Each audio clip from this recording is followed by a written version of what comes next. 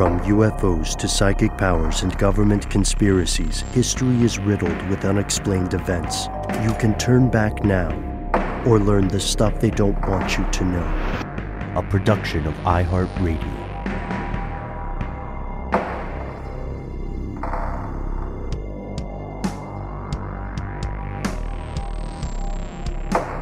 Hello, welcome back to the show. My name is Matt. My name is Noel. Our co-host Ben has gotten himself into another one of those international situations. We are certain... Entanglement, perhaps? Oh, yes. We're certain he'll find his way back home soon. We are joined today, as always, by the one and only Paul Mission Control Decant. And guys, today we're diving into the old voicemail box. Yeah, is it a box or a bag? I guess if it's letters, it's a bag, but voicemail, it's a box. Weird. My son says, dude. From the mouths of babes. Yes, but we're going to pull out some of the most thought-provoking stuff that you have been sending us over the past couple of months. And before we get started, just want to put it out there. If you want to send us a message, it's super simple. Dial. That's 1-833-STDWYTK. It's literally that easy. The S and the T and the D and the W and the Y and the T and the K correspond to alphanumeric characters on your phone keypad, but you can figure that out, right? Oh, yes, and let us begin with a sighting in the skies above the Atlanta metro area. What? I didn't hear about this. I live in the Atlanta metro area. Well, this message comes to us from Brett, Watcher of the Skies. Hi, Ben, Matt, and Noel. This is Brett, Watcher of the Skies. I was just leaving you a voicemail to let you know that I had sent you some photos of a UAV that I took. I thought I had sent them to you in early May, along with a little letter of explanation. But I found out today that it wasn't sent. So I'm hoping you get the letter and the photos. I think they're quite remarkable, and it actually got picked up and published in MUFON in their May magazine. It was the top or first story on page 6. And my name again is Brett, Watcher of the Skies. Thank you. Well, first of all, Brett, can I say I really hope that you got your nickname from the incredible Genesis song, from the good days of Genesis, when Peter Gabriel was the front person on the album Foxtrot. There's an amazing opening track called Watcher of the Skies that's like Prague King Crimson meets like Tool or something. It's not the Genesis of Phil Collins fame that many might be familiar with. So if you're into that kind of music, sort of like science fiction-y fairy music that sounds like it could be in like a D&D campaign, check out Foxtrot by Genesis.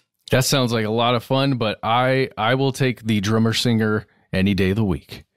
No, he's great. Don't get me wrong. Phil's got his thing, but like the Peter Gabriel era, it is weird actually because Phil Collins, I guess from singing backup for so long with Peter, sort of learned to sing exactly like Peter Gabriel, which I've always found a little sus and a little weird. It's interesting. That's for sure.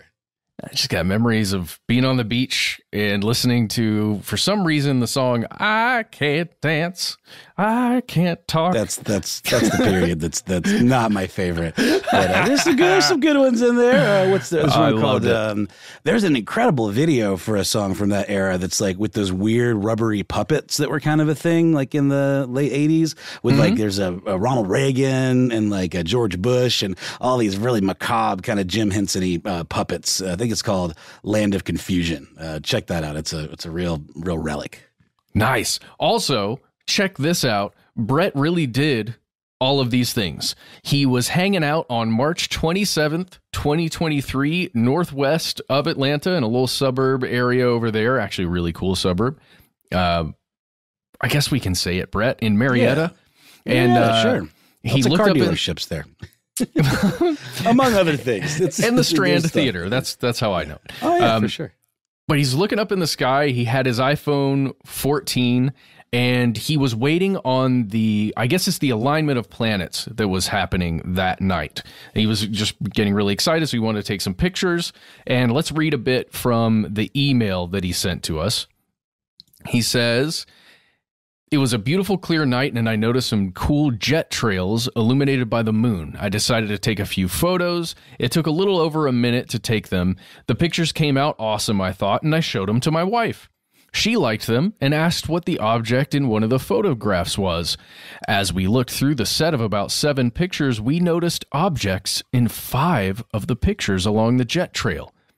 When I was taking the pictures, I didn't see these objects at all, but looking carefully at the photos, I said, wow, I had captured 3 different UAPs, or, I'm old school, UFOs. I called my brother-in-law up and emailed him the images I'd captured. He is an aeronautical engineer and a highly experienced photographer.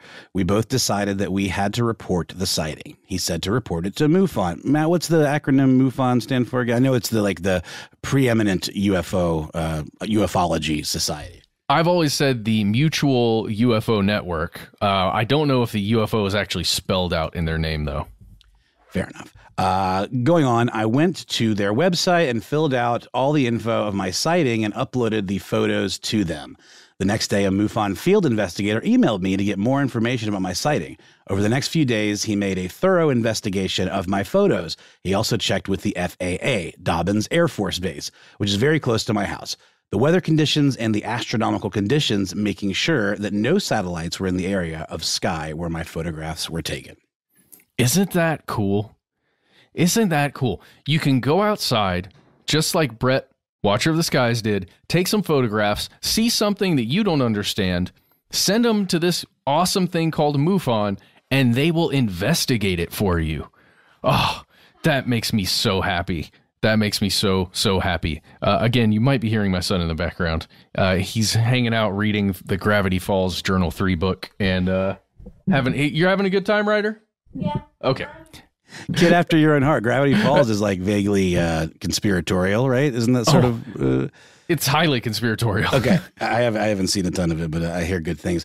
I know I mention this every time we get someone reporting one of these things, but years ago when I was touring with the band, I had like this mini DV camera that I bought to like document, the tour and stuff. And I was filming out the window of the tour van that we were in over a cornfield in Nebraska, and I saw this weird like hexagonal thing like hovering in the distance, and it's really flat in that part of the country and hard to kind of gauge distance. I have this tape somewhere. I think it might be lost to time because I have looked everywhere through several moves. I had a big bag of all my mini DV tapes from those days, which sucks, but who knows? It's the kind of thing that could pop up sometime. But I am convinced that it was something unusual because I can't to this day place what it might have been. Well, if only you'd sent it into MUFON, Noel. Well, I didn't know about MUFON at the time. There wasn't even the internet. I'm kidding. There was the internet. Well, this is just so cool because Brett did send us the MUFON journal where his story is featured on page 6 with his photographs, and where there's a nice little write-up in there. It's super cool. We would recommend checking out the May 2023 MUFON journal, and you can find it for yourself. Marietta is mentioned in the story, and you will see a photograph of the moon, a contrail, and some weird lights along that contrail. Can you describe it to us a little bit, Matt, since this is a audio podcast and I have not had a chance to look at the images yet? I'm absolutely. Okay. So we've got kind of in the center of the photograph, a moon that almost has a diamond shape to it, the way it's occurring. You've got a couple contrails that are going diagonally from the kind of the top left, the upper left portion down to the right, lower portion. And if you scroll through several of the photographs, along the lower contrail, there are a series of objects that appear to be 3 bright lights that are close together.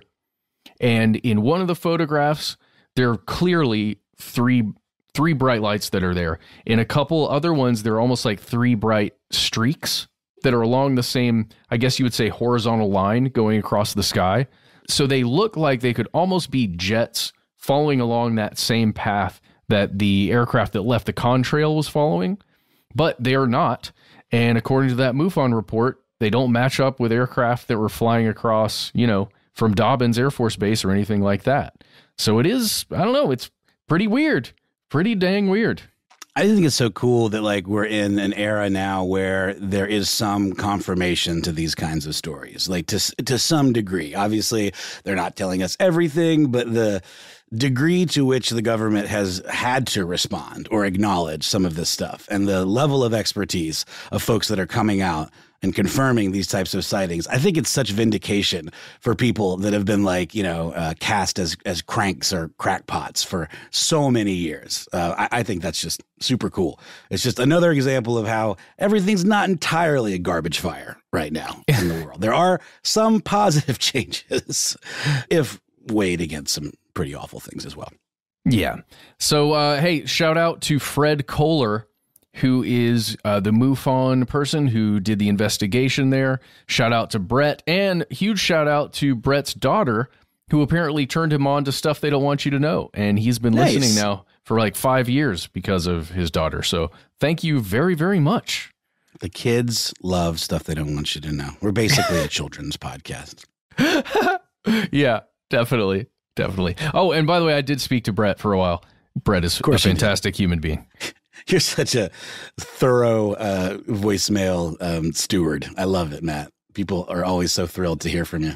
But I didn't get to talk to everybody. But, hey, keep your phones near you if you did leave us a voicemail, because one of us will try and get in touch with you at some point.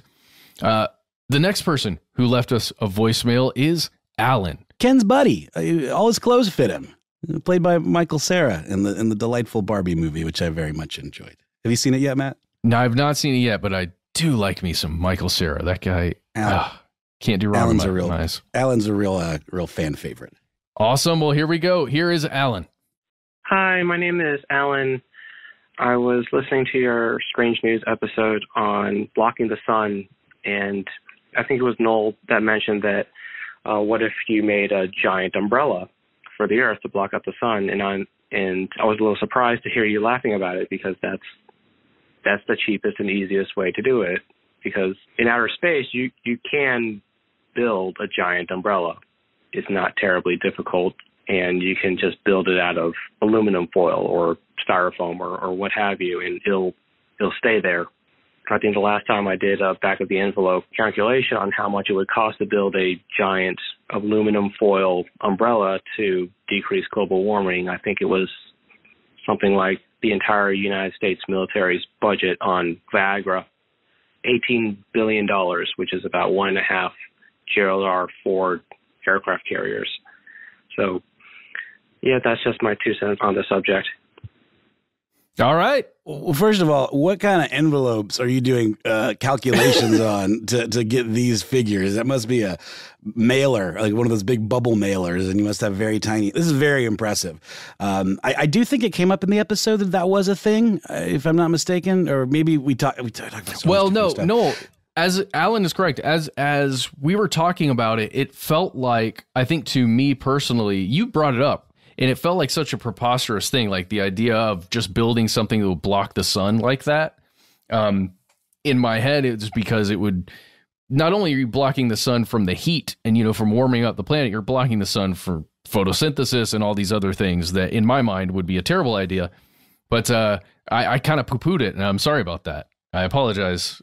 Well, I mean, even if you use an umbrella, you're not blocking the entirety of the sun. Like, you can have plants in shade that are getting like indirect sunlight or whatever. Like, I've been trying my best to not be a plant murderer anymore. So unfortunately, my house doesn't get a ton of direct sunlight. So I've had to be very strategic with where I put things. And I'm realizing more often than not, when my plants die, it's because they're not getting direct sunlight.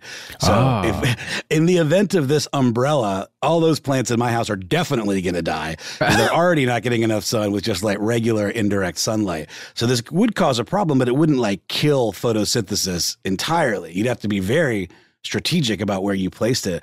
It does make me think of those reflectors people put in their like dark colored cars. Mm-hmm. And those sure as hell work. I mean, they really, really do. We know that these kinds of things do reflect light and reflect energy. Yeah. Now, to my back of the old napkin calculations, you'd have to make it out of something that's more of a filter and less of a full-on reflector, which I'm assuming would be way more expensive, I guess, depending on the material. And if you reflected it fully, couldn't that cause problems elsewhere in space? I mean, maybe that's a silly thing to think, but that energy is going somewhere, and like, wouldn't it travel and potentially cause issue? I don't know. It's a spitball. Here's another question for the more scientifically minded out there who know stuff about this.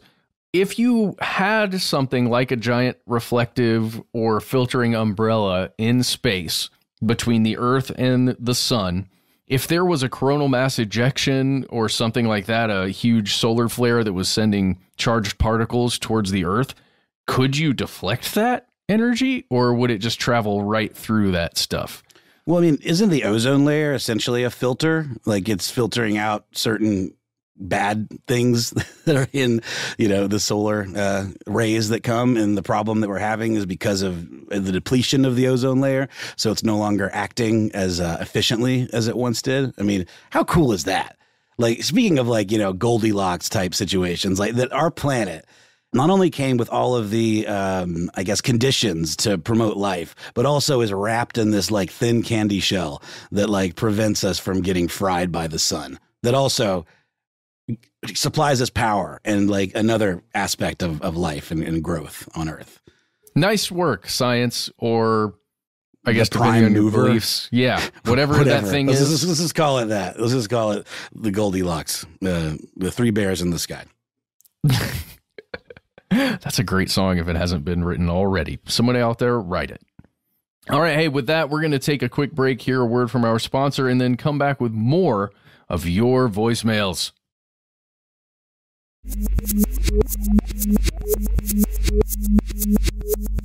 And we've returned just to harken back to Alan's message. As we record, it is 94 degrees Fahrenheit in Atlanta, which is 34.44 degrees Celsius, everyone else out there. In Phoenix, Arizona today, it's a balmy 110 degrees Fahrenheit. Yeah, balmy in hell. Yeah. Jeez Louise. I mean, we hear stories about like Arizona, people cooking eggs on the hoods of their car and like plastic product just melting just outside, Yeah. I mean, it's insane. It's like the opposite of that level of cold you hear about in like Antarctica, where if you pour a Coca-Cola, it like freezes midstream before it hits the glass. I mean, it's wild. Have you heard the term that's being thrown around lately, Matt? Global boiling? Oh, as opposed to warming. I think the warming was a very generous kind of like sugar coating that now is like kind of absurd. It's hot. It's not warm. It's hot. It's really hot. Strangely enough, in Maui, Hawaii, where there were just terrible fires, and massive tragedy, it is only 83 degrees Fahrenheit today, which is 28.33 Celsius. 110 degrees Fahrenheit, by the way, is 43.33 Celsius. The math brain on Matt. Yeehaw! I can do temperatures, boys. I love that. Are you doing that on the fly, or do you have some sort of calculator that you... I wrote it in the doc, dude. Okay. I was impressed. Now I'm still impressed. Come on, Dipper, let's go. All right. I don't understand. What was that a reference? That's okay. It's just one person will understand that I'm trying to do Seuss. Okay, here we go. Next message comes to us from Ranger Smith. Out there defending picnic baskets, from what was it? Large Marge? No, Hank the Tank. That ended up not being a Hank at all. Oh, yeah, the bear. Just snatching up picnic baskets. Smarter than the average. Here we go. Ranger Smith has this to say. My name is Ranger Smith. In the episode, you guys were talking about banned books. I'm kind of surprised that you didn't mention the National Library of Congress's Delta Library, where there's a set of books where they cannot be allowed to the public due to high pornography or other certain content. And the other thing is banned book-wise. There are books in the National Library and I believe the University of Michigan Library. They're bound in human flesh that are not available to the public. Thought you guys might want to be considerate about those things as banned books as well. Talk to you later. Bye. Red banned books, like those trailers that are really the adult trailers. Yeah, with the big red, warning in the beginning. That's how you know it's going to be good. I'm sorry, bound in human flesh, like the Necronomicon and the Evil Dead movies? Like, are these like grimoires? Like, what are we talking? I guess maybe it could also be from like other cultures and, you know, perhaps even some Nazi stuff. Who knows? Well, it's some real stuff. It's called anthropodermic bibliophagy. That only took you 10 tries off mic. Yeah. Sorry about that. You got there. I don't know the words. Very strange. It's a real thing. You can look up an Atlantic article titled, "It was once somewhat common to bind books with human skin." Where is this human skin coming from? That's where I learned about this for the first time. The human skin is just, you know, any old human skin. No, I'm just joking. I don't know. I haven't read much about this. I just wanted to confirm that it was an actual thing, and it was a type of bookbinding that occurred, which is kind of creepy. If you imagine you didn't have any leather from like a cow or, you know, other animals that have a thick hide, maybe you could use human skin, and I guess people did. Yeah. You know what I was thinking about the other day concerning banned stuff or like censorship or whatever? Are you familiar with the concept of video nasties? Video nasties? No, what is this? I thought we maybe had discussed it at some point. There is this era in the UK in the 80s where like there was this organization called the National Viewers and Listeners Association that is essentially kind of like what happened with like censorship of music here in the States. We're cracking down on violent films, and the British Board of Film Classification, they were being a bit more strict about what kinds of things could make it into theatrical release. But there was a loophole that apparently allowed videos, VHSs, things that went direct to video, to bypass this whole process. And that created this whole kind of like culture of really horrifically violent kind of DIY horror that were referred to as video nasties. And there would be these like raids that would take place sometimes on video stores or places where you could get this stuff. And since these things weren't like promoted really, and you had to kind of be in the loop to know what they were, a lot of times the agents or whomever were doing the raids would like confiscate copies of things that had like dubious titles, but that were completely innocuous, like The Best Little Whorehouse in Texas and things like that were, you know, oh no, this is definitely pornography. But it's not even about pornography per se. It's really more about these kind of like grisly sort of like, you know, Dawn of the Dead kind of like, you know, DIY blood and guts kind of films. And just an interesting period that a lot of people don't really think about. Dude, I had no idea. Thank you for sharing that. No, wow. Okay, I think it might be something that we might explore one day, because it really is like the Wikipedia article runs deep, my friend. It's a big old. It's not a stump or a stub at all. It's a big beefy boy. Well, you know what also runs deep? The Library of Congress's interest in sexuality in the world, at least right around the time of World War II. Isn't that interesting, considering what a prudish country we've historically been? That, like, behind the scenes, are they looking for deviants? Like, where does this interest come from? I think that's exactly what it was. It was a way of keeping these things as record, but also protecting the public from them. You can read all about the Delta collection, DELTA, collection that the Library of Congress has maintained at least until the 60s, and then it kind of changed a little bit. You can read all about it. There is a really cool project I found online called deltacollection.omeka.net, and you can browse some of the items that have historically been kept there as part of the Delta collection.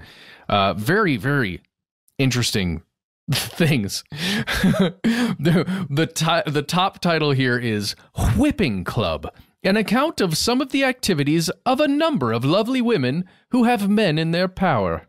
So this is like S&M type stuff, or like bondage-y type culture? Well, you also have things like nudism exposed, as told by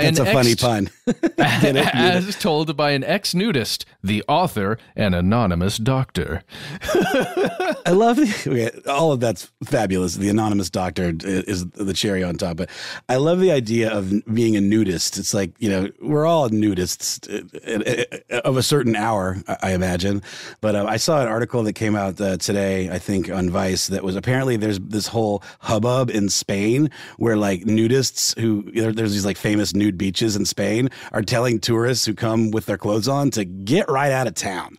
Like, if you're not going to be part of our world, then don't come trying to dip your toe in our ocean. Yeah. Matt, speaking of these types of collections, sorry, I keep doing pop culture-y stuff, but that's just sort of my thing.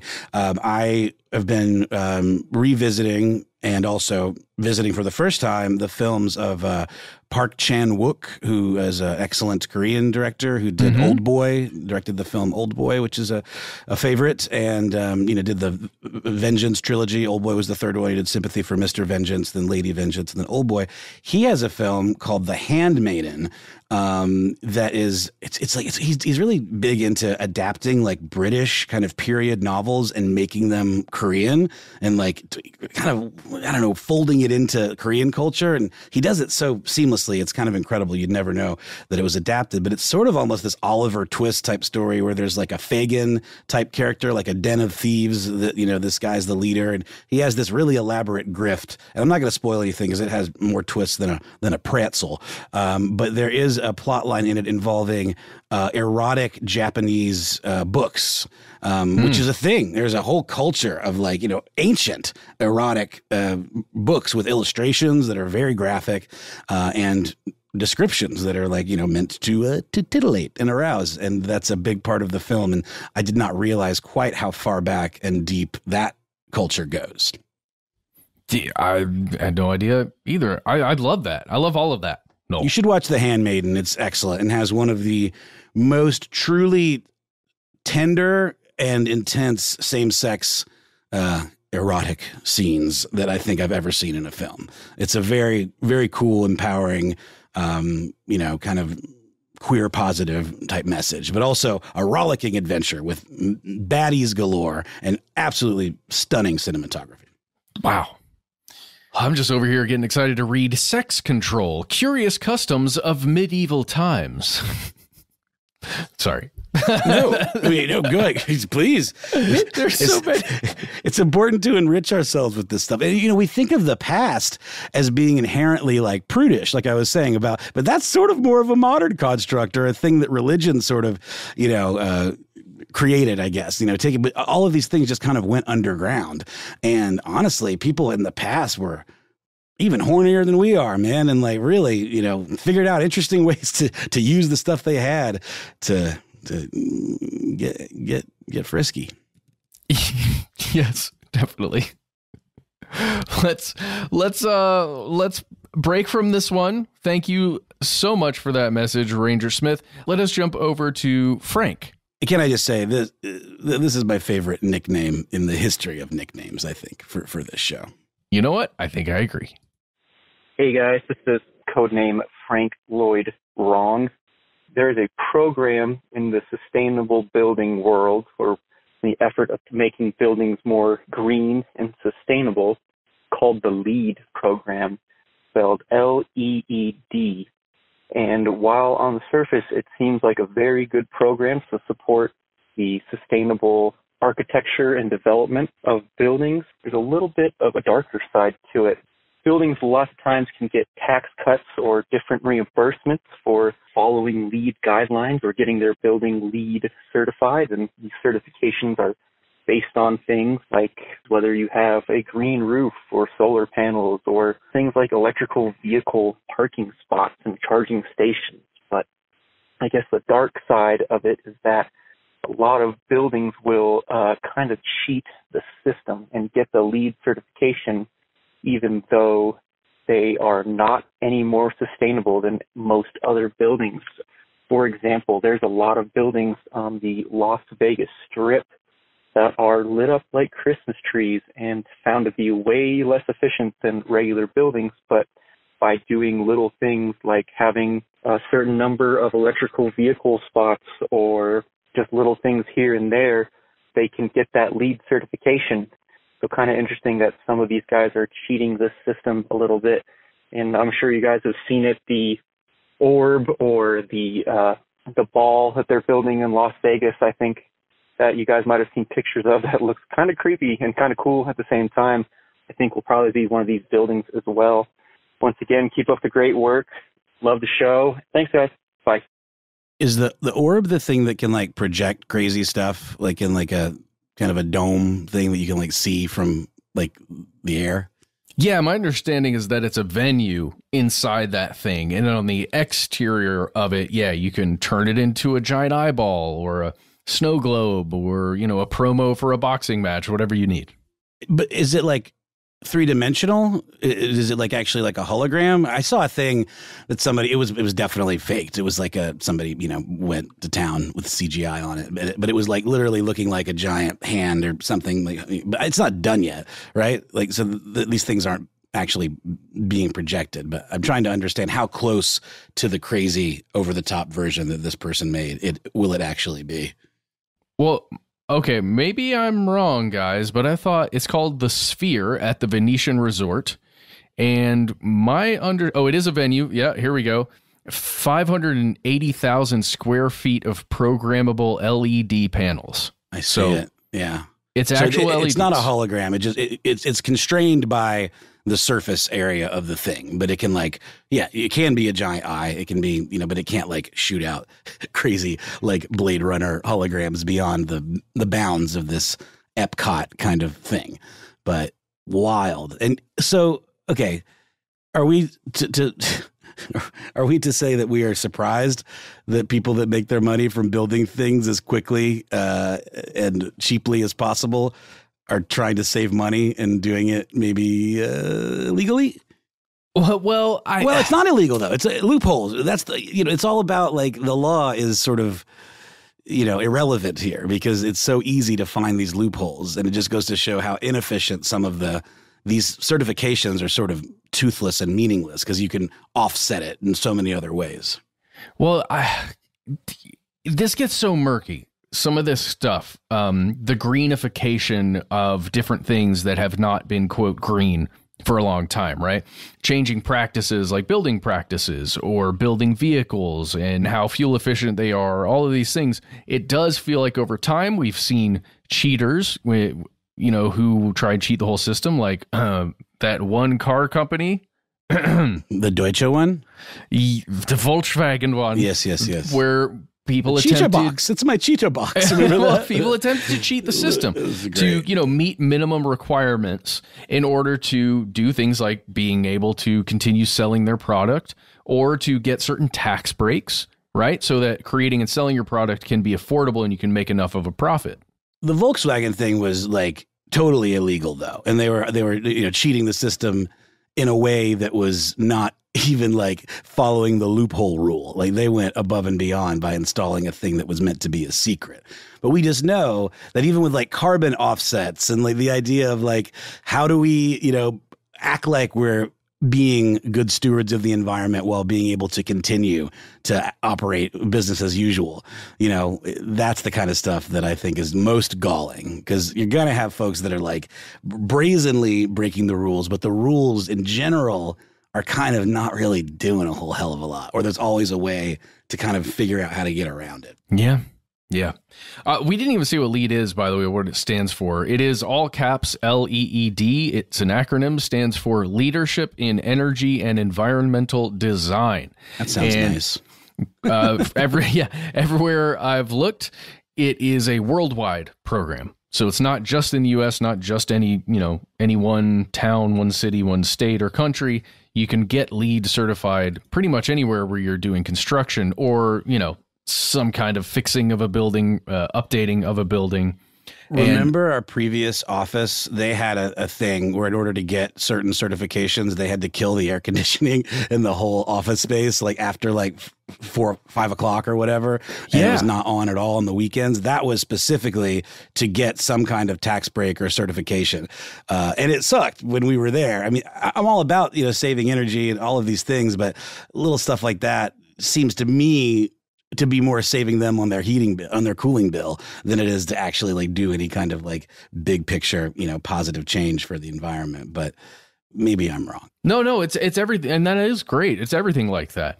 Energy efficiency, water efficiency, materials that are being used in creating the project. I mean, that's really some of the main things. But I think what Frank Lloyd Wrong is pointing to is that you can kind of mess up your energy efficiency and it can be pretty crap. But if you put in enough, as he said, electric charging, whatever.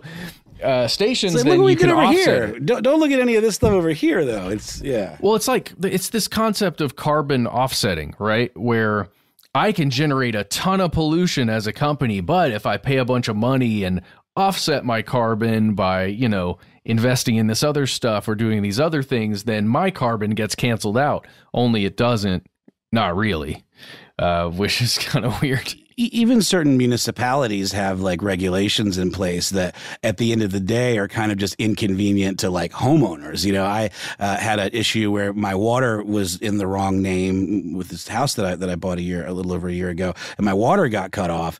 And in order to get it cut back on, they wouldn't just cut it back on. They had to send somebody to inspect my fixtures and like my toilet and make sure it was like a low flow toilet. When I bought the house, I saw the toilets had the little, 2 for poo, 1 for pee or whatever buttons. I just thought that was like a cool modern update, but those are like mandated here.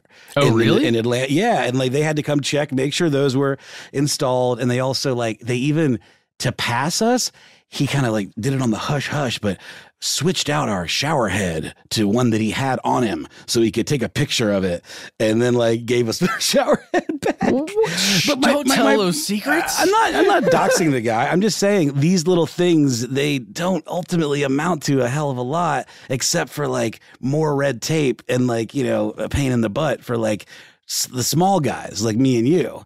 But the big companies, they can get around doing it in so many ways, It's sad. I had an uncle-in-law once tell me the secret of removing all the what was it? The water suppression that's going on in your house on all your faucets. He's like, you can take it all off and you get as much water in your shower as you want, man. You mean for like water pressure? Yeah. To get crazy water pressure in your shower. It was there are apparently tricks to do that, but I don't want to waste the water. Well, no. I mean, again, water, we talk about this all the time on the show, is probably going to be one of the big bones of contention in like a situation leading to some future, Mad Max type war, in terms of like who controls the water resources. That is something we absolutely need. And we see water disputes all the time between, states that share water supplies and all of that. And as we know, if there is, I guess is there more water being made? Is there a finite amount of water? Oh yeah, dude. Can't you synthesize water? We're producing water. With the H and the 2 and the O. Isn't that a thing you can do or no? I don't know. Oh yeah, dude. We're producing water all over this place with these desalination plants. No, I'm just joking. It is really expensive to do that apparently and difficult. So we've talked about that before in the past. Like, why don't we just have desalination plants everywhere? No, it's not as easy as that. Apparently. I am being a bit of a dum-dum, and I'm not joking. Like, is it all from like the water cycle and like, rain and like things like moving through the ecosystem? Like if rain stops happening, is water inevitably going to dry up? Like, is it all just based on the balance of like these systems kind of, and we're depending on them and the temperature and the global conditions being right? And if something screwed it up, is it going to go real wrong? Yeah. Okay, it's cool. It's all one connecting system, right? And there's technology, and we've figured out ways to, pull more water from the air, right? Through the humidity. If you think about something like a dehumidifier, how does that work? It pulls the humidity out of the air, it pulls humidity out of the air, and it turns it into liquid water in a reservoir, right? So theoretically, you could do that. It did say in the instructions for my dehumidifier not to drink the water that is produced in the little trough or whatever. But then it goes back to things like gray water, where you can use gray water for certain things. You wouldn't want to drink it or bathe in it, but you can use it to like water plants and things like that. Now, look, I don't know this for sure. I would speculate that warning is more about the receptacle where the water goes and how it just sits there. Because theoretically, that is distilled water, and it would be some of the cleanest water you could have access to right now, because it's literally just water pulled directly out of the air. If you could find a way to make sure the receptacle was always clean, then that water would be super drinkable in my head. If I'm wrong, I'm sorry. That's my understanding of how dehumidifiers work. At the very least, surely there would be a way to purify it or to like filter it or to run it through something in a pinch, right? Mm-hmm. Like I always think of Waterworld where they pee into the thing and they drink it. That's not real. But it also, I recently had some landscaping work done in my backyard, and I installed what's called a rain garden. It's these giant, they're called burns, and they're these sort of like pits where there's a tree planted in the middle of it, but they're these two sort of mulchy kind of like pits, and they're not ugly. They look nice, but they fill up with water. And there's a rain garden registry, which I'm a part of. And apparently rain gardens put an insane amount of water back into the water table that would normally just go to runoff or like go, down storm drains and stuff and become useless. So that's me doing my part, y'all. I'm going to drink my humidifier water and use my rain garden. Matt told me it was okay to drink my humidifier. No. I heard what I heard. If it's truly distilled and it is it's clean. Okay, let's take another break. We'll come right back with just a few more messages from you.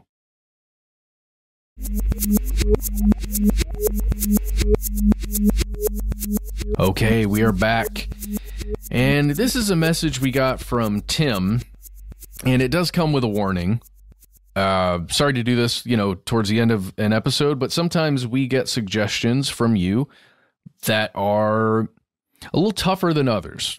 This is a really, it's a messed up story. It's horrifying, actually, and it's worth our time because it is disturbing. It deserves more attention because a lot of people don't know about it, and we're going to talk about it. But just a little warning. This is a message from Tim that is going to upset you. Here we go. Hi, my name's Tim. I live in Michigan. Grew up sailing in the Great Lakes. Jeffrey Epstein wasn't the first person to run an island of underage children. Fox Island in Michigan, a gentleman named Sheldon from the Detroit area bought them and turned them into a child porn video ring. He got busted and got into a bunch of trouble. Kind of interesting reading about it. It's even more interesting when you start looking at pictures of the islands today because they're still sitting there with a bunch of the buildings on them. Built an airstrip. Basically just shuttle kids back and forth to film them having sex. Well, it's pretty up. Anyways, I live in Traverse City. I've always found this case to be kind of interesting, and you guys may have covered it at one point, but pretty up. They also tie him to the child murders of this time. There's 4 missing children in the Detroit area. They may have tied it to somebody else officially, but there was a lot of speculation for a long time. Made for a good story. Have a good night. Don't do anything I wouldn't do. Bye. Okay. I do not know this story at all. Okay. It sounds like something out of a Girl with the Dragon Tattoo type, crime fiction situation. That is insane. Yeah, it does sound a lot like that. This is something, Noel, I know Ben and I have had conversations about, and I want to say we've talked about it briefly in the past, but when I was looking through all of our records, I couldn't find a specific story, like a video, a podcast episode. What Tim is mentioning here is a physical place called North Fox Island that you can find in Michigan. And there's also South Fox Island just below it. This was a private island for a time, and it was owned by the person Tim mentioned, Mr. Francis Duffield, Duffield, Sheldon, Shelden. And there was a documentary that was made on, what was that, Investigation Discovery, ID Discovery, I think is what it was called for a while. There is I think it's a 2-part series titled Children of the Snow, SNOW. You can find that. It was produced, gosh, I want to say back in 2019, maybe. It might even been created in 2018. But it's a pretty extensive accounting of what this person was doing on that island and a breakdown of the other child murders. There were, as Tim said, there were child murders in the same area where this child exploitation, like abuse, terror generation machine was functioning, run by this person, Sheldon. At least allegedly. I guess you have to say allegedly, because the guy ended up escaping. This is why it's so horrifying and messed up. I'm sorry if I missed this. When is this? What era is this meant to have taken place? This is 1970s, I want to say. Maybe 60s as well. I think it's right around the time of the Atlanta missing and murdered stuff too. This is really crazy. Okay, so let's read from a local newspaper there in Traverse City. This is the Traverse City Record Eagle. You can find this article right now if you check it out. The title is Children of the Snow Uses DNA to Shed Light on Cold Oakland County Case. And it was published February 19th, 2019. All right, I'll read a bit. Sheldon was a land developer, oil consultant, market investor, and author who never married. He was the sole owner of North Fox Island. The island is now owned by the state of Michigan and is part of the Beaver Island State Wildlife Research Area. The pedophile ring included well-to-do businessmen, politicians, and other rich and powerful men who would take children to the island to have sex with them and make films that were distributed around the world, as the story goes. Jesus. Yeah, right. So according to the Traverse City Record Eagle, Sheldon and others were able to attract children through his brother Paul's children's mission. Like a religious organization. Mm-hmm, and a supposed nature camp for, quote, underprivileged children that was on the island.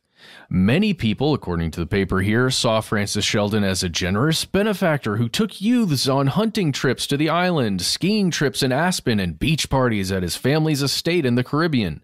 This is True Detective season 1, man. Like, so they must have been aware of the story. Like all of the aspects, the attracting, using a benevolent, forward-facing organization. Oh yeah, and it also sounds so familiar to me. That's why it's like weirding me out. Feels like I've talked about this, or at least we wanted to talk about it, but maybe it was too dark for one reason or another at some point, or I don't know.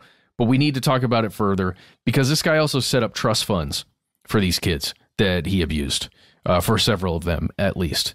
Let's get just to the end of this article here to find out why we should all be really mad. Search warrants and an arrest warrant for criminal sexual conduct were issued for Sheldon in 1976. But Sheldon had already cleared out his Ann Arbor home and his cabin on North Fox, apparently prompted by the arrest of an associate, Gerald S. Richards, on criminal sexual conduct charges. Sheldon fled to the Netherlands, which at the time rarely extradited those wanted for crimes in the United States. He was reported dead in 1996, but some think he may have established a new identity and continues to operate as a pedophile. He would be 80 or 81 today. I mean, if there's someone that could arrange these types of things, Matt, it's someone like this. I mean, let's just go back to the laundry list. Land developer, oil consultant, market investor. I mean, I see what you mean about the anger. I mean, it's all absolutely rage-inducing, but the idea that someone could get tipped off potentially by the authorities or someone who's part of this ring and then just figure out how to disappear and set up shop somewhere else, according to Tim, I talked to Tim, by the way, on the phone, and according to him and according to that documentary that was produced and from, a lot of the reporting on this, we're talking about very wealthy, powerful individuals that were taking part in this thing, allegedly. And that means if you've got, a ringleader like this person, Sheldon, who is rich and powerful and all the people working with him are rich and powerful, it means you probably would get tipped off and you maybe could fly either privately or secretly to the Netherlands and then stay there for 20 years and never have to face consequences. And that it's infuriating. And it makes you want to bring the Batman out, right? The Batman inside all of us. We're not billionaires, unfortunately. No, but it's like this level of just ability to skirt the law due to power and influence can only ever be matched by vigilantism, unfortunately, because the system just isn't designed to catch these people. Well, you're at a certain level of influence. You've got people within the system in your pocket, you know, and I mean, I'm not to say that everyone in politics or everyone, you know, in law enforcement is some sort of psychotic pedophile. It's certainly not the case, but all you need is one or two, you know, people that have your back and can give you the heads up. And we know that happens. It happens. All that has to happen is there needs to be a network of money, right? And we're talking about donations, like campaign donations, something like that gets started at one small level and moves its way up. And now everybody's connected. And no powerful politician that has nothing to do with this wants to be involved with somebody who is involved with this stuff through a campaign donation, which means you kind of get somebody on a hook.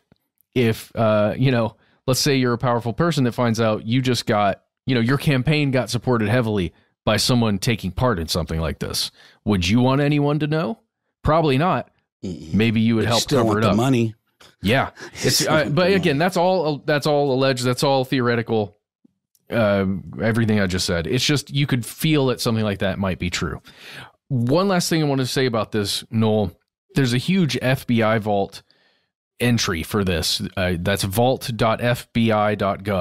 It talks about Francis Sheldon, and it's just all kinds of intel that they've got on this person, conversations with other people about him, some what appears to be some spying that was done on this guy, just lots of information gathering. There's a connection to someone that popped up in our research for that ab scam episode, a guy named Adam Aristotle Starchild, aka Malcolm McConaughey. And this is very weird, Noel. It's a weird connection, and it makes me feel like this ring is not just isolated there to the Great Lakes, to the Detroit area, and, you know, to Traverse City, Michigan. I mean, I would imagine that things of this, if you figured out how to make it work to this degree, why wouldn't there be people from international people involved? You know what I mean? Like, it's like, this is the you're in the catbird seat. If you're a freaking pedophile, this is like where you want to be. You know, this is like the kind of stuff that Epstein was involved in. This is just worse. Is it worse? I think it's worse. This is worse. This is, I don't know. It's hard to say. It's hard. Yes. In my mind, it's worse because it's kids, it's filmed, it's sold. There are other people around, you know, the world that were watching this stuff, and they were stakeholders basically in this ring, this horrifying evil thing.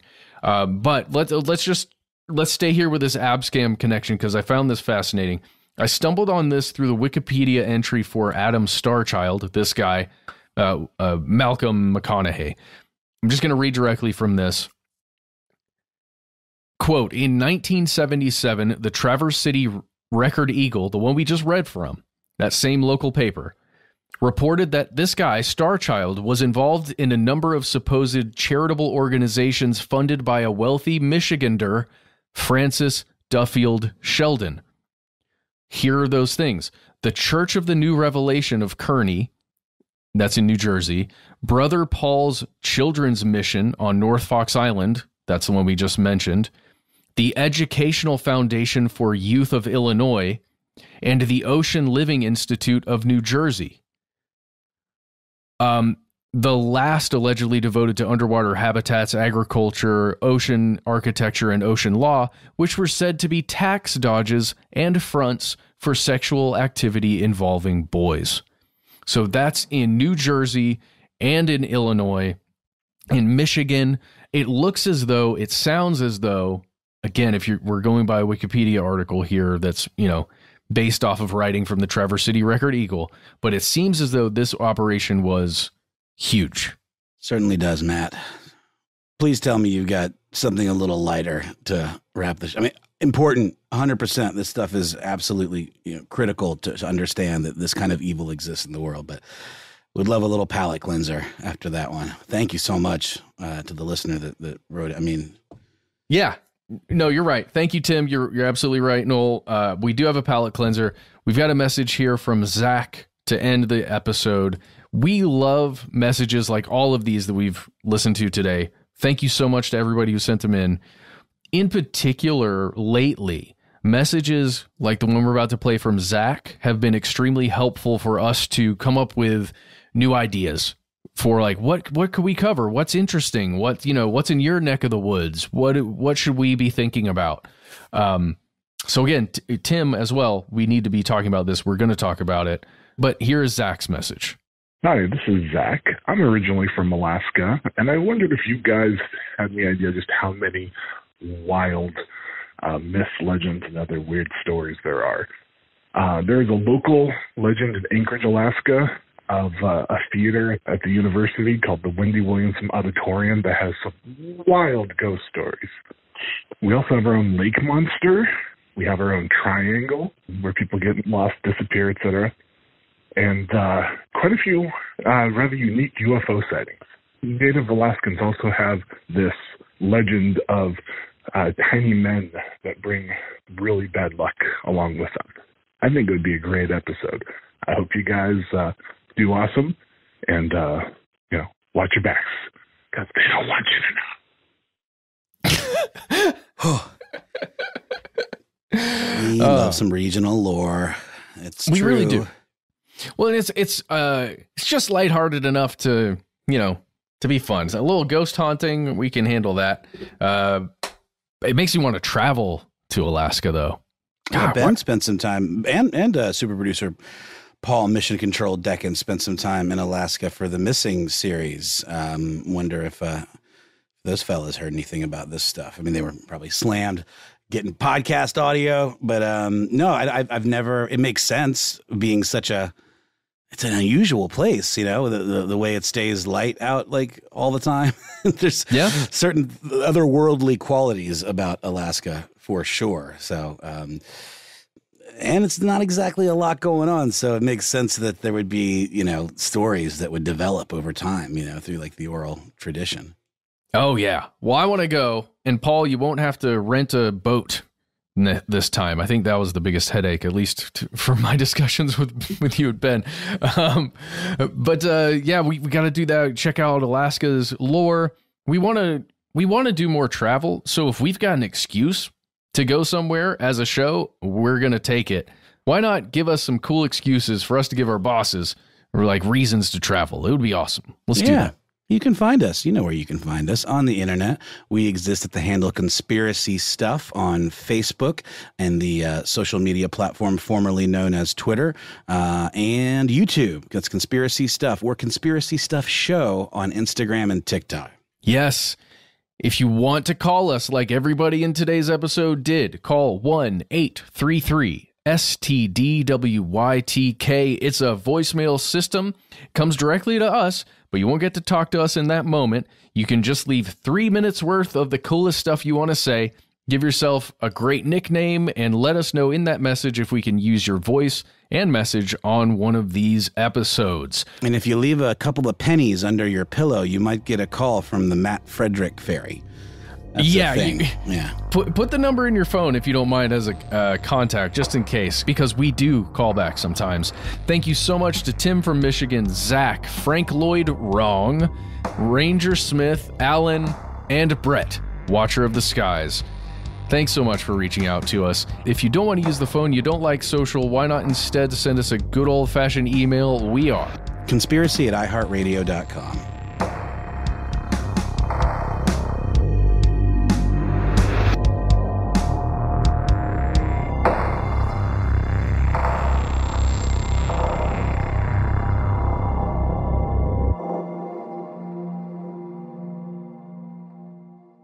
Stuff They Don't Want You to Know is a production of iHeartRadio. For more podcasts from iHeartRadio, visit the iHeartRadio app, Apple Podcasts, or wherever you listen to your favorite shows.